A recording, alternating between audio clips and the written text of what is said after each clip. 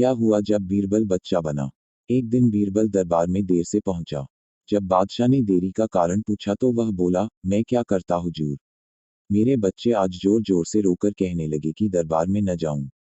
किसी तरह उन्हें बहुत मुश्किल से समझा पाया कि मेरा दरबार में हाजिर होना कितना जरूरी है।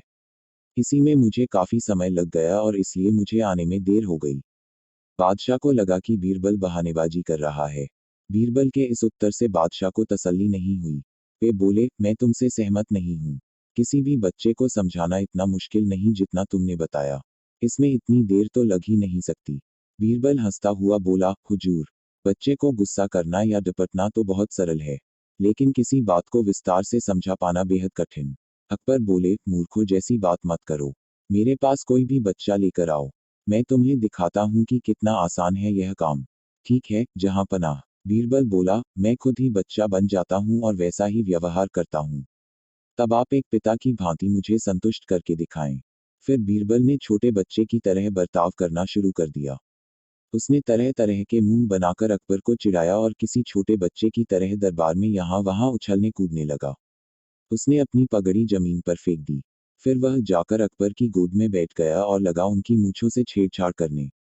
बादशाह कहते ही रह गए, नहीं नहीं मेरे बच्चे, ऐसा मत करो, तुम तो अच्छे बच्चे हो न। सुनकर बीरबल ने जोर जोर से चिल्लाना शुरू कर दिया। तब अकबर ने कुछ मिठाइयां लाने का आदेश दिया, लेकिन बीरबल जोर जोर से चिल्लाता ही रहा। अब बादशाह परेशान हो गए, लेकिन उन्होंने धैर्य बनाए रखा। वह बोले, बेटा, खिलौनों से खेलोगे? देखो कितने सुंदर खिलौने हैं। बीरबल रोता हुआ बोला, नहीं, मैं तो गन्ना खाऊंगा। अकबर मुस्कराए और गन्ना लाने का आदेश दिया। थोड़ी ही देर में एक सैनिक कुछ गन्ने लेकर आ गया, लेकिन बीरबल का रोना नहीं थमा। वह बोला, मुझे बड़ा गन्ना नहीं चाहिए, छोटे छोटे टुकड़े में कटा गन्ना दो।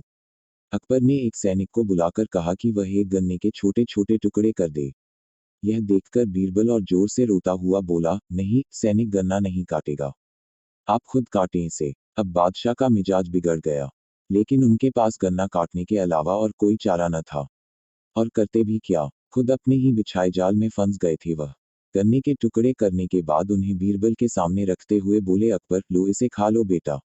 अब बीरबल ने बच्चे की भांति मचलते हुए कहा, नहीं, मैं तो पूरा गन्ना ही खाऊंगा।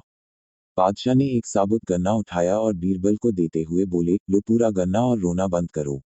लेकिन बीरबल रोता हुआ ही बोला, नहीं, मुझे तो इन छोटे टुकड़ों से ही साबुत गन्ना बना कर दो। कैसी अजब बात करते हो तुम, यह भला कैसे संभव है। बादशाह के स्वर में क्रोध भरा था, लेकिन बीरबल रोता ही रहा। बादशाह का धैर्य चुक गया। बोले, यदि तुमने रोना बंद नहीं किया तो मार पड़ेगी तब। अब बच्चे का अभिनय करता बीरबल उठ खड़ा हुआ और हंसता हुआ बोला, नहीं नहीं, मुझे मत मारो हुजूर। अब आपको पता चला कि बच्चे की बेतुकी जिदों को शांत करना कितना मुश्किल काम है। बीरबल की बात से सहमत थे अकबर। बोले, हाँ ठीक कहते हो। रोते चिल्लाते जिद पर अड़े बच्चे को समझाना बच्चों का खेल नहीं।